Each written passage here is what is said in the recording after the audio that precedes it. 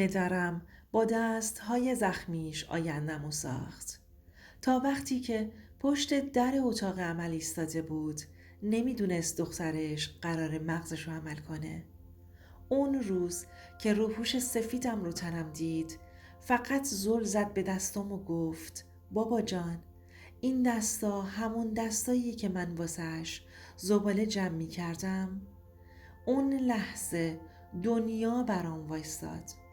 سلام، من ستاره ناصری هستم، دکتر مغز و اعصاب. ولی همه منو فقط از روپوش سفید و مدرک دانشگاه تهرانم میشناسن. هیچ کس نمیدونه من دختره یه مرد زباله گردم، یه مردی که هر روز با گاری میرفت تو کوچه های بالا شهر دنبال یه تیکه نون برای خانوادش. اسمش ناصر بود، اما من بهش میگفتم قلب زمین. ما توی یه اتاق نمناک تو پایین ترین نقطه شهر زندگی می کردیم. مامانم مریض بود، یه تیکه ریش رو از دست داده بود. بابام هر روز قبل از طلوع می رفت بیرون با یه گاری چوبی و یه دل پر از دعا.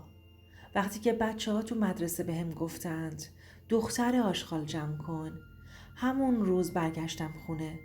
کتاب هامو پرت کردم یه گوشه و به بابام گفتم بابا، من دیگه مدرسه نمیرم، خجالت میکشم از فامیلیم.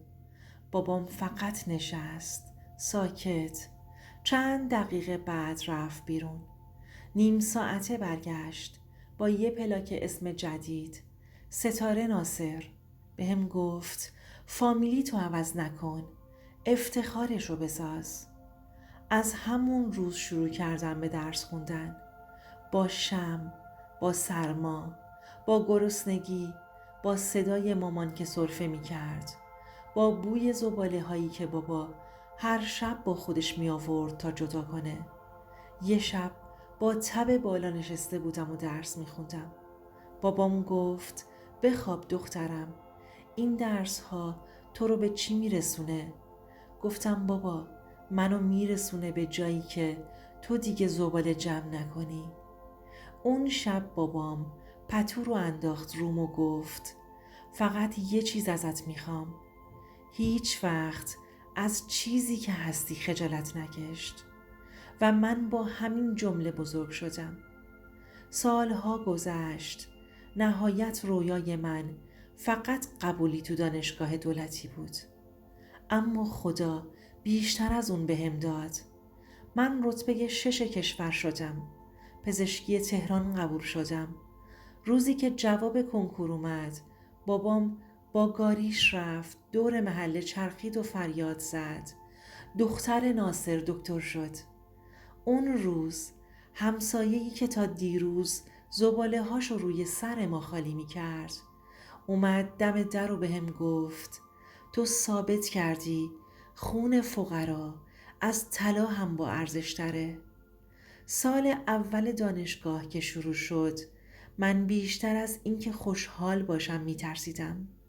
ته دلم می گفتم نکنه بفهمن کیم، بفهمن از کجام، نکنه دستم بندازن. چون هم کلاسیام از ماشین آخرین مدل پیاده می شدن با گوشی آیفون 13.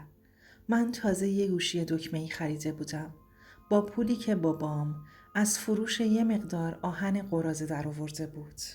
همون روز اول یه دختری نشست کنارم، مانتوی مارک، عطر گرون، ناخن ژل زده. گفت با چه سهمیه‌ای قبول شدی؟ سهمیه شهدا؟ محروم؟ هیچی؟ من فقط لبخند زدم و گفتم سهمیه ناصر. نفهمید چی گفتم. خندید و رفت. اون روز برای اولین بار حس کردم فاصله فقط با پول یا کلاس نیست، با نداشتن اعتماد به نفس هم هست. و من داشتم کم کم اعتماد به نفسم رو از دست می دادم. کلاسام شروع شد. من سعی می کردم تو درس بدرخشم چون تنها چیزی که ازم برمی اومد. ولی ته دلم هنوز یه ترس بود، یه ترس بزرگ از اینکه یه روزی یکی بگه بابات چی کار است.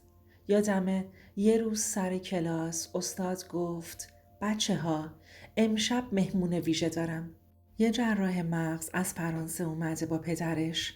کسی علاقه‌مند بیاد؟ رفتم. نه واسه مهمون، واسه اینکه شاید یه چیزی یاد بگیرم. وقتی نشستم دیدم دکتر مهمان داره با پدرش حرف میزنه. پدرش یه مردی بود که تا کلاس ششم بیشتر نخونده بود، ولی دکتر اونقدر با عشق بهش نگاه میکرد که انگار داره به خدا نگاه میکنه. اون شب یه چیزی تو وجود من شکست. گفتم من چرا باید از پدرم خجالت بکشم؟ ناصر قهرمان زندگی منه. شب برگشتم خوابگاه. به بابام زنگ زدم. گفتم بابا دلم میخواد یه روز بیای دانشگاه. بیای تو کلاس من. بیای با همون لباس کارتونی. با همون بوی دستات. بیای و بگی این دخترمه. بابام مکث کرد. بعد گفت دخترم، من اگر قرار بود خجالت بکشم، اون روزایی که مردم تف مینداختن سمتم باید خجالت میکشیدم، نه حالا که تو باعث افتخارمی. از اون شب به بعد تصمیم گرفتم هویتمو پنهان نکنم. وقتی پرسیدن بابات چی کاره است گفتم زباله جمع میکنه، ولی با دستهای خودش یه دکتر تحویل جامعه داده. و اونجا برای اولین بار یه نفر بلند شد و گفت دمش گرم. سال دوم که رسیدم کارآموزی تو بیمارستان شروع شد. یعنی از 6 صبح تا 7 شب تو بخش‌های مختلف میچرخیدی، تمرین میکردی و زیر چشم رزیدنت ها نفس نمیکشیدی. اما یه چیزی بود که همشو سخت‌تر میکرد. بیپولی. یادمه یه روز تو کیفم فقط 5,000 تومن داشتم. نه برای ناهار بس بود، نه برای برگشتن با تاکسی.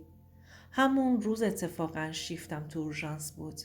باید تا عصر کنار یه رزیدنت بد اخلاق بالای سر یه مریض می ایستادم که تصادف کرده بود. گرسنه، خسته، کلافه، ولی نمیتونستم بگم من پول ناهار ندارم یا نمیتونم وایستم، چون باید می جنگیدم. جنگ با گرسنگی، جنگ با خجالت، جنگ با سرنوشت. اون روز وقتی رسیدم خوابگاه رفتم جلوی آینه. به خودم نگاه کردم. با صورت زرد، موهای آشفته، لباس فرم پاره و گفتم تو واقعا دکتر میشی؟ با این وضع؟ ولی بعد یهو تصویر بابام با اون گاری زباله جلوی چشمم اومد. با اون دستای زمخت، با اون صدایی که همیشه بهم میگفت تو فرق میکنی دخترم، تو از جنس جنگی. تو بیمارستان کم کم معروف شدم. نه به خاطر تیپ یا موبایل، بلکه چون همیشه مسئولیت پذیر بودم. پرستارا میگفتند ستاره رو صدا کن، اون بلده، اون همیشه هست. و اینا کم کم اعتماد به نفسم آورد بالا. تا یه روز که وارد یه رابطه شدم. رابطه‌ای که فکر می کردم قرار خوشبختم کنه، ولی بیشتر شبیه یه امتحان بود. ماجرا از جایی شروع شد که یه پسر از دانشگاه پزشکی تهران که تو همون بیمارستان کارآموز بود بهم پیام داد. اسمش آرمان بود. خوش تیپ، با شخصیت، از خانواده پولدار. اون جوری که خودش میگفت باباش پزشک معروفی بود. خودش هم ماشین داشت، زندگی راحت، همه چی. آرمان بهم گفت من عاشق تلاشت شدم. واقعا تحسینت میکنم. میخوام بیشتر بشناسمت. راستش اولش باورم نمیشد. چون تا اون موقع همه یا مسخرم کرده بودند یا نادیده گرفته بودنم. گفتم شاید اون فرق داره. چند باری همو دیدیم. همش از آرزوهام میگفتم. از بابام. از شبهایی که با شکم خالی درس خوندم. از حسرتا. اونم همش با دلسوزی گوش میداد. حتی یه بار گفت تو لایق یه زندگی شیکی. لایق آرامشی. اگه بخوای میتونی کنار من اون زندگی رو داشته باشی. دلم لرزید. با خودم گفتم شاید خدا یه در برام باز کرده. اما کم کم حرفاش عوض شد. بیشتر از تلاش هام از تیپم حرف میزد. گفت نمیخوای یه مانتوی درست حسابی بخری؟ نمیخوای یه عطر بزنی؟ تو خانومی، باید شیک باشی. من فقط لبخند میزدم. چون ته حسابم 10,000 تومن بیشتر نبود. پول یه عطر رو نداشتم. ولی اون فکر میکرد من نمیخوام، نه اینکه نمیتونم. تا اینکه یه شب گفت ستاره، اگه قراره با هم باشیم خب باید سبک زندگی همون به هم بخوره. تو خانوادت رو نمیخوای عوض کنی؟ یعنی چی؟ خانوادمو؟ بابامو؟ همون که با زباله جمع کردن منو رسون به اینجا؟ اون شب دیگه تمومش کردم. آرمان فقط عاشق ظاهر و تلاش من بود، نه اصل وجودم. اون نمیتونست پدر منو، فقر منو، گذشته منو و دردهای منو بفهمه. پس جاش تو آیندم نبود. اما بعد اون رابطه تصمیم گرفتم. گفتم من دیگه به هیچ آدمی وابسته نمیشم تا وقتی خودم اون کسی نشم که میخوام. این شد که شدم دکتر ستاره ناصری، متخصص مغز و اعصاب. روز فارغ التحصیلیم یکی از روزهای عجیبی بود که هیچ وقت فراموش نمی کنم. همون روزی که قرار بود همه موفقیت‌های چند سال تلاشم رو جشن بگیرم. من با یه گاری زباله تو دل جمعیت ایستادم. داستان از اینجا شروع شد که دانشگاه اعلام کرد برای دانشجویان ممتاز و موفق مراسم ویژه‌ای میذارن. من با همه سختی ها درس ها عالی داده بودم. حتی یه پروژه تحقیقاتی هم داشتم که اساتید خیلی روش تعصب داشتند. اما تا چند روز قبل حتی پول نداشتم یه لباس مناسب بخرم برای مراسم. لباسم کهنه و ساده بود، اما نمیخواستم به کسی بگم که اوضاع چطوره. روز مراسم رسید. من با پدرم قرار گذاشتم که بیاد. پدرم ناصر هنوز با همون گاری زبالش کار میکرد. وقتی فهمید مراسم چیه گفت من نمیخوام بیام. دخترم خجالت میکشم از نگاه مردم. گفتم بابا تو قهرمان منی، تو باید بیای. همون روز وقتی داشتم از خونه میرفتم صدای قهقه های بعضی ها رو شنیدم. لباس من ساده بود، کتونیم هم همینطور. اما من یادم بود چرا دارم اینجا می ایستم. نه برای اونها، برای خودم، برای بابام، برای همه بچه هایی که تو فقر بزرگ شدن ولی آرزو دارن. وقتی رسیدیم دانشگاه مراسم شروع شده بود. یه نفر از اساتید اسم منو صدا زد و من با یه لبخند بزرگ و دست تو دست پدرم وارد سالن شدم. همه نگاه ها به سمت ما برگشت. یه لحظه سکوت شد.